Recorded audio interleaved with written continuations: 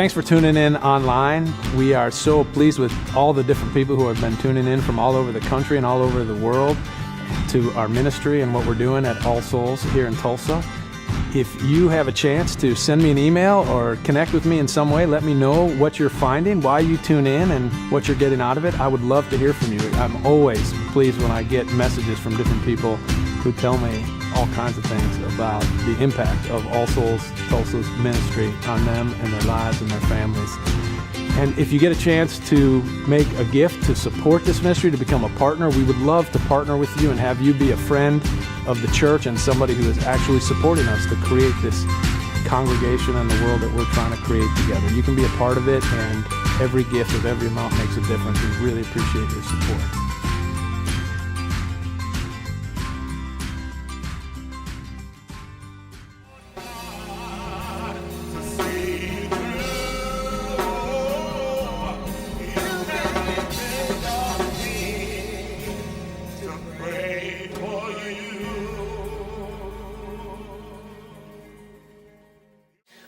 When did the revolution begin?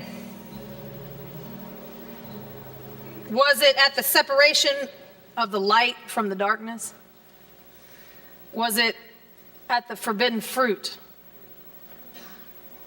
Was it when Cain had some anger against his brother?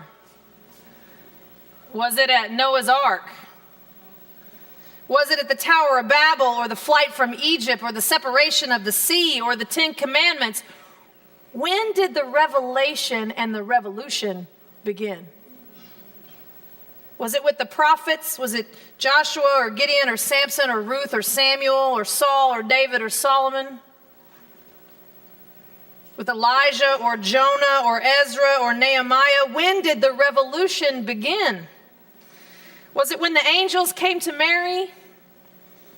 Was it when Jesus was born? When the stars pointed the wise men? Was it when God snuck into the world through an unlikely couple in an unlikely place at an unlikely time? When did the revolution begin? Was it when John pointed to Jesus, who would come after? Was it his ministry or the miracles, his temptation or his persecution, his betrayal or his death? When did the revolution begin? Did it come with those who believed in Jesus' radical message of love surviving death? No matter when you believe it began, there is still a revolution unfolding in the world today. And it begins with these two very important questions. Who am I? And who are you, God? I want to tell you a story. It's a story from India about a lion. And this version is from Yogananda, who is very beloved to my father, a teacher. It's a story about a lioness who was huge with an unborn baby lion in her body, and she was growing weak from lack of food. And as the baby lion grew heavier within her, she couldn't move quickly enough to catch any prey. So roaring with sadness and hunger and heavy with this baby lion, the lioness fell asleep at the edge of the forest near a pasture. And as she dozed, she dreamt of seeing a flock of sheep grazing. When in her dream she pounced on one of the sheep, she jerked herself awake, and with surprise and great joy, she discovered that her dream was true. A large flock of sheep grazed in the pasture right near her. So forgetting the heavy baby lion in her body and impelled by the madness of hunger, the lioness pounced on one of the young lambs and took it to the depths of the forest. But she did not realize that during her exertion, she had given birth to a baby lion. The flock of sheep were so paralyzed with fear by the attack of the lioness that they couldn't run away. But when the lioness had departed and the panic was over, the sheep all woke up from their stupor, and they began to bleat out lamentations for their lost comrade, when to their great astonishment they discovered the helpless baby lion in their midst. One of the mother sheep took pity on the baby lion and adopted it as her own. The young lion grew up amidst that flock of sheep. Several years passed, and there, with a flock of sheep, roamed a huge lion with a long mane and a tail, behaving exactly like a sheep. The sheep lion bleated instead of roaring and ate grass instead of meat. This vegetarian lion acted exactly like a meek lamb. One day, another lion strolled out of the nearby forest into the green pasture, and to his great delight, beheld a flock of sheep. Thrilled with joy and whipped by hunger, the great lion pursued the fleeing flock of sheep when with amazement he saw a huge lion with a tail high up in the air, fleeing at top speed ahead of the sheep. The older lion paused for a moment and scratched his head, pondering to himself, "Now I can understand the sheep leaving me, but I don't understand why this stalwart lion would run at the sight of me." Ignoring his hunger, he raced hard and pounced upon the escaping lion. The sheep lion fainted with fear. The big lion was puzzled more than ever and slapped the sheep lion out of his swoon, and in a deep voice he rebuked, "What's the matter with you? Why do you, my brother, flee from me?" The sheep lion closed his eyes and bleated out in sheep language, "Please let me go. Don't kill me. I'm just a sheep brought up in that flock over there." The big lion pondered again, and a great idea flashed upon him. He caught the sheep lion by the mane with his mighty jaws, and he dragged him toward a lake at the end of the pasture. When the big lion reached the shore of the lake, he pushed the sheep lion's head so that it was reflected in the water, and he began to shake the sheep lion, who still had his eyes closed, saying, "Open your eyes and look. You are not a sheep." "Please don't kill me," he bleated. "Let me go. I am not a lion. I'm only a poor meek sheep," he wailed. But the big lion gave the sheep lion a terrible shake, and he opened up his eyes and was astonished to find that his reflection of his head was not as he expected, but it was a lion's head, like that of the lion who was shaking him with his paw. And the big lion said, "Look at my face and your face reflected in the water. They are the same. My face roars. Now you must roar instead of bleating." The sheep lion, convinced, tried to roar, but at first could only produce bleat-mingled roars. As the older lion continued to exhort him with slapping paws, the sheep lion at last succeeded in a bounding roar. And both lions went across the pasture together, entered the forest, and returned to a den of lions. This story is about revolution. This story shook me to my core. You see, I bet the sheep lion thought he was a perfectly healthy sheep for a long time. His immediate needs were met. He learned to adapt to the ways of the sheep. He grazed like them and spoke like them, but something was lost and he didn't even know it. And then a revolution occurred, a revelation.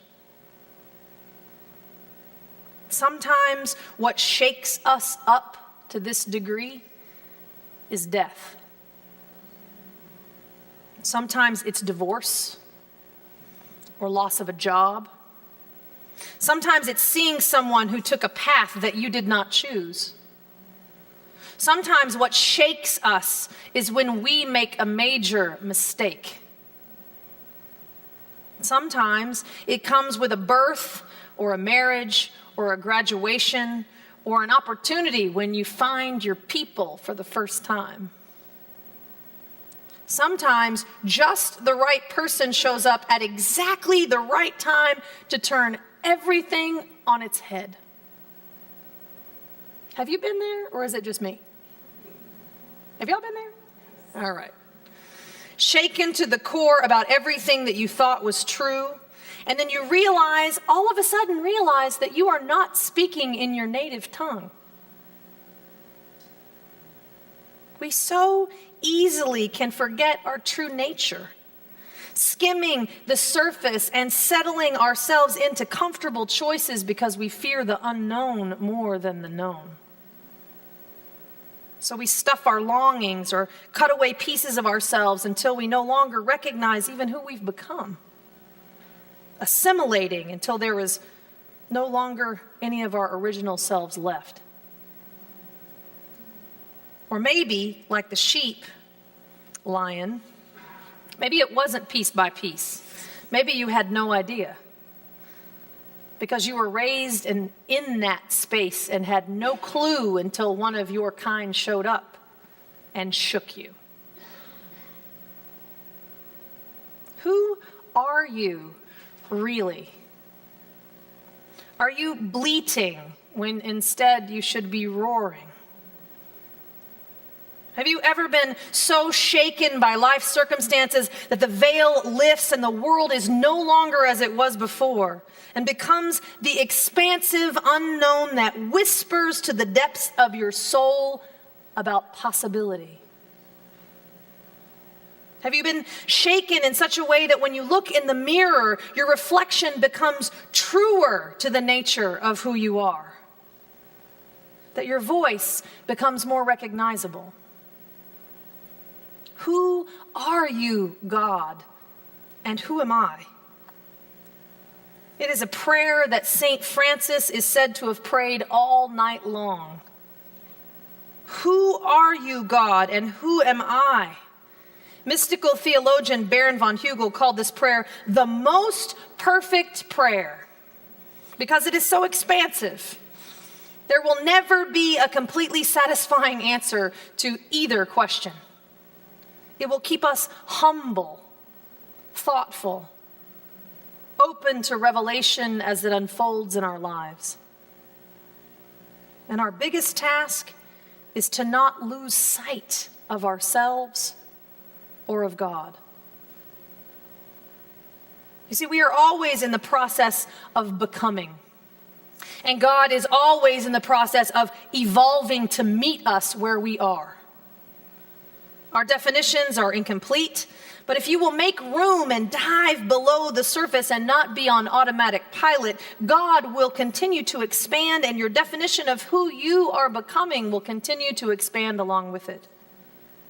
But sometimes we have to be shaken to the core as the center of our life shifts on its axis.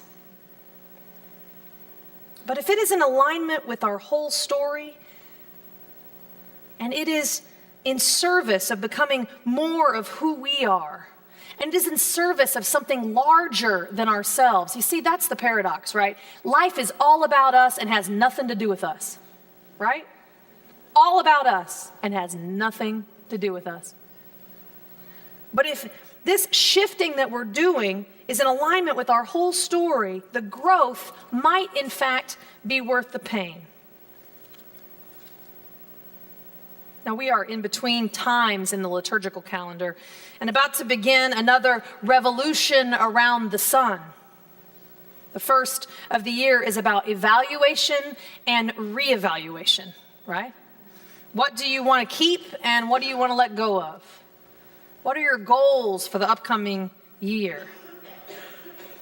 Or if the Bible speaks more clearly to you, what is connected to the vine and what is dead wood? What needs to be stripped away and pruned, right? For every branch should be removed that bears no fruit, yes? There's a great story by a preacher who I really respect, who talks about working 18-hour days, wearing herself to the bone, just so tired and hating the church, loving God, but hating church. Grumpy. She's a grumpy woman. She said, I worked and I worked and I worked and I worked and I strove and I strove and I strove and I strove. And at the end of it, I offered God my offering, my bounty, and it was one little grape. Here's my fruit. Here's the fruit of my labors, oh God, it is a little grape. That's not how it's supposed to be. She was shaken, and now she's pleased that she's found a way to rest in the heart of God. And now she has orchards and not just grapes. Now, many of you know that I've been fasting and praying intensely to prepare myself for the new year, to help me listen more closely to what I'm being called to do and how I'm being called to be in this world, because I want to be a harvester of hearts, of orchards. I want the work that I do to be fruitful, and that requires resting in the heart of God. Do you know what I mean when I say that? Resting in the heart of God, not striving, knowing when you're fully present and open and that you are right where you're supposed to be, doing exactly what you're supposed to be doing. The new year comes on the heels of a promise being birthed into the world. It comes after Christmas. But God has also made each of us a promise. And before he or she can make good on that promise, you have to know exactly who you are and what you want. Are you pretending to be a sheep? Have you forgotten some part of your deepest longing or cut yourself off from the world? Because if so, then you do have some work to do, some dead wood to burn. There is indeed work ahead of us of keeping the spirit of Christmas alive, even as the seasons shift and change. The work of raising this unexpected child birthed to us in the midst of the darkness, because babies don't raise themselves. They must be nurtured and held and fed and played with, and we must make room in our lives so that they can have room for themselves to grow and explore and play.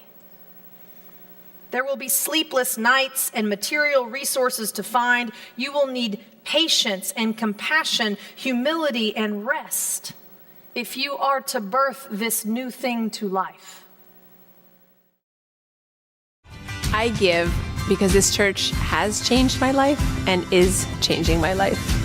I give because at All Souls we bring our whole selves to church. I give to All Souls because all families are included here. I give at All Souls because we give our money, our offerings away every single week to local causes. I give because at All Souls we walk our talk. I give because at All Souls we believe in the power of community, and I believe with that we can achieve social justice and inclusiveness.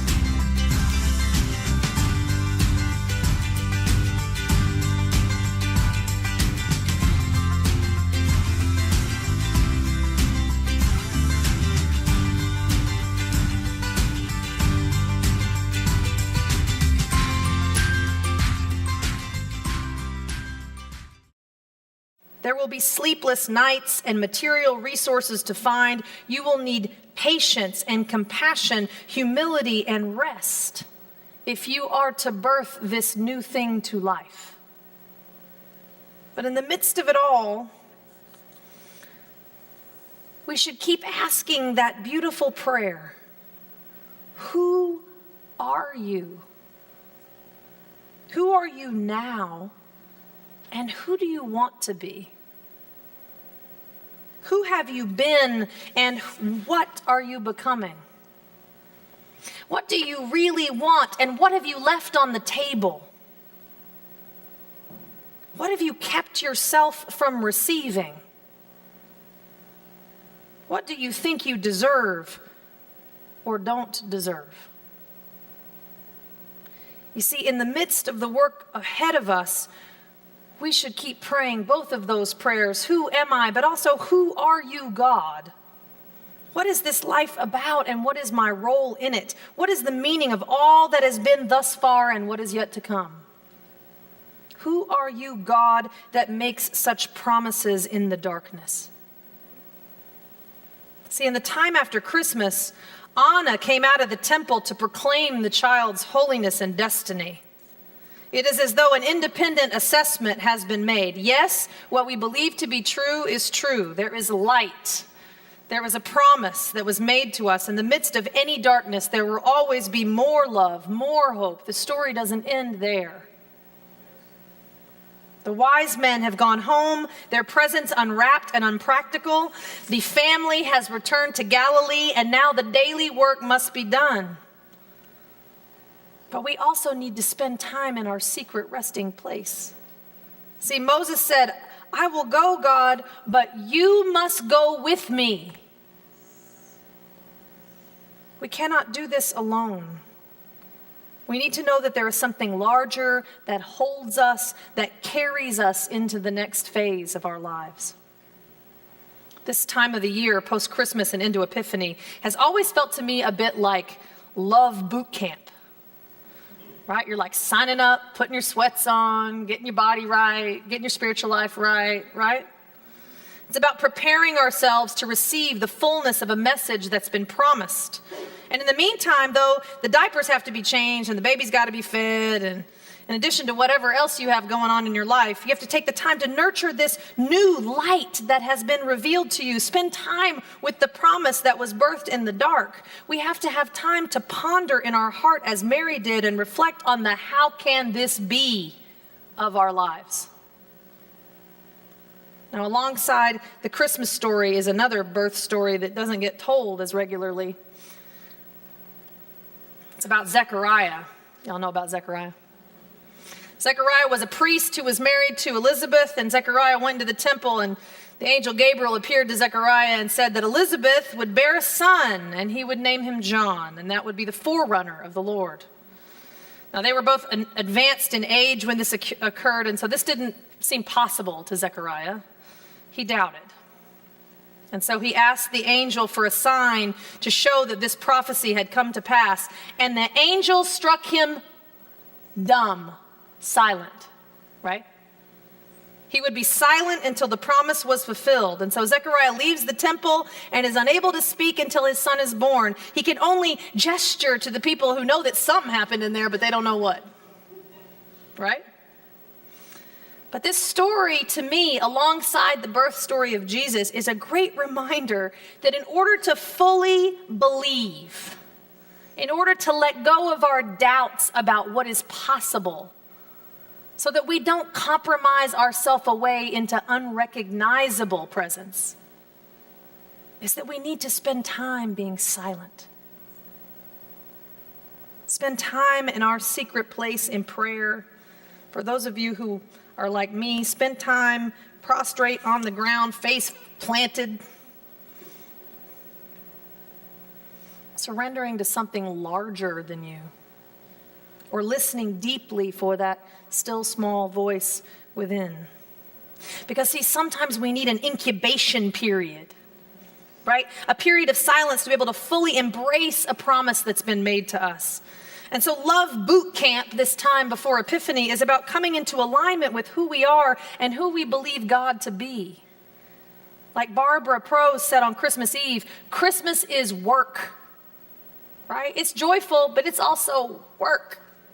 And the work doesn't end with the birth, but it's not the kind of work that you might think. We have to be countercultural. This isn't the work of the little grape, right? This is the work of harvesting orchards. The kind of work that we are called to do as we stand as religious people is not about striving. Jesus said, "Come to me and I shall give you rest." Praise God.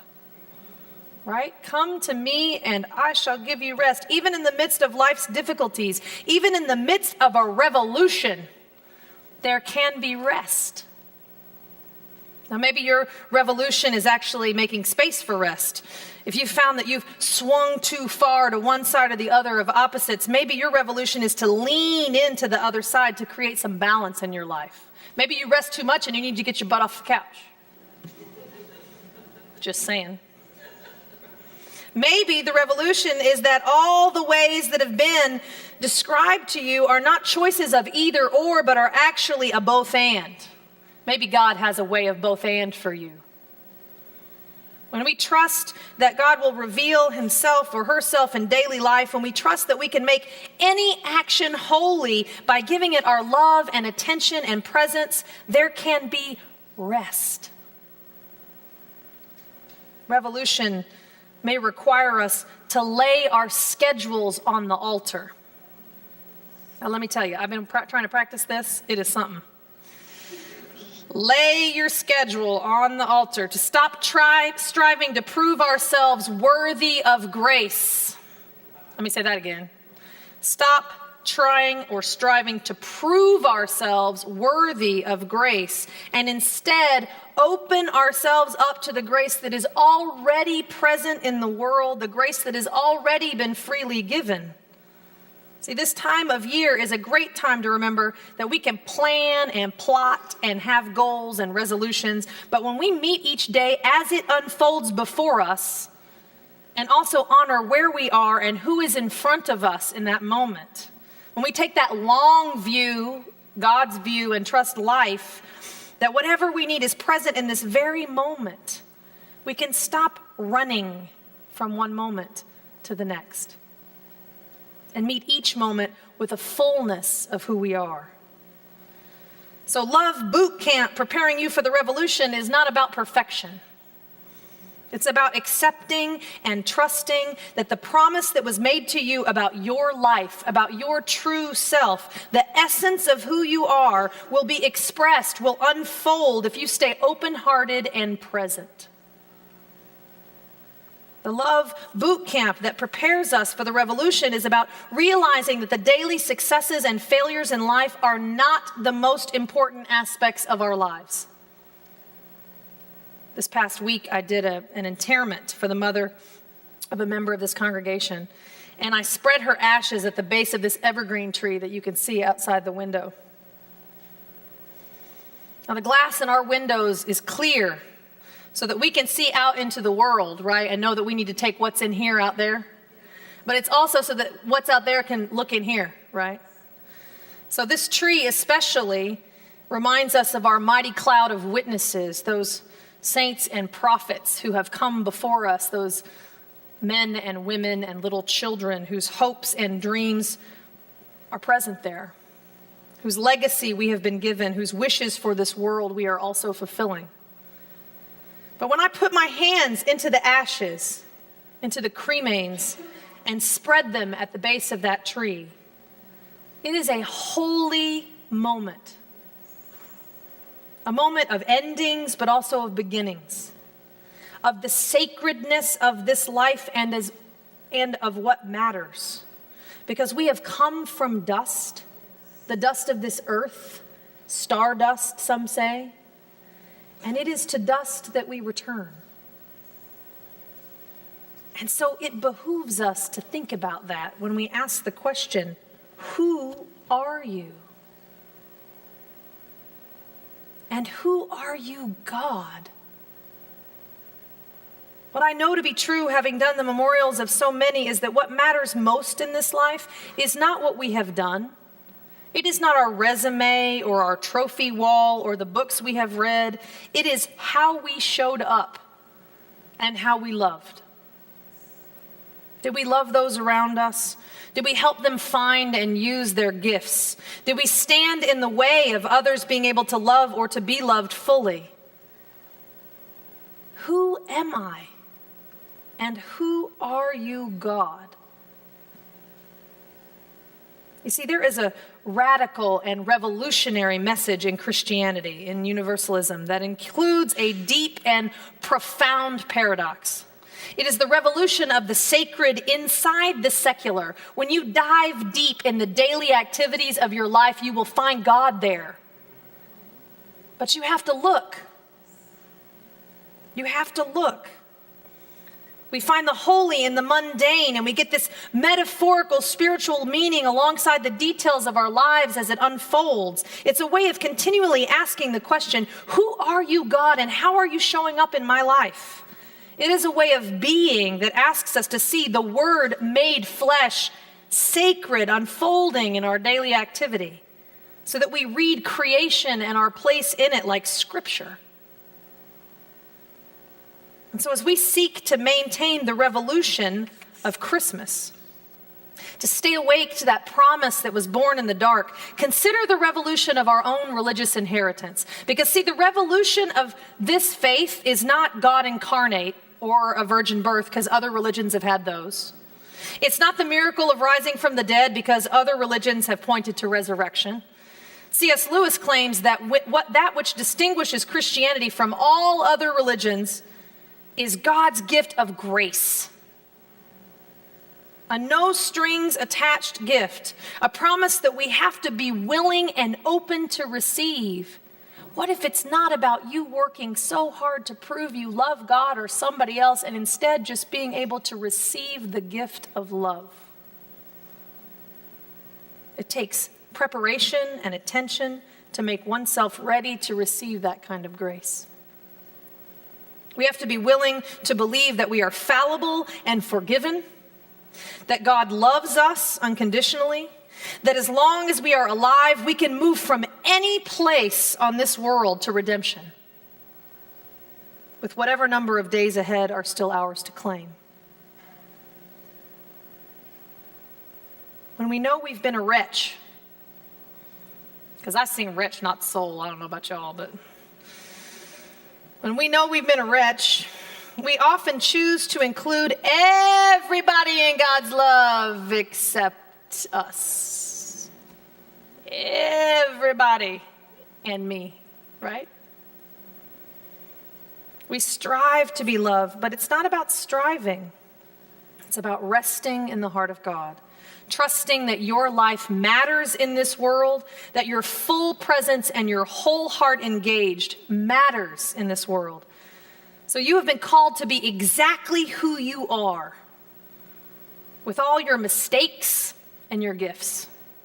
So there are as many callings in this room as there are people. And you've been called to live your life with a full and open heart, with integrity, and at the same time, surrender to serve something larger than just your little bitty life. So what if this is the day that someone drags you to the lake and shows you that you're a lion? Roar! Can you roar with me? Rock on. Amen. Guide us, peace has tried us, hope inside.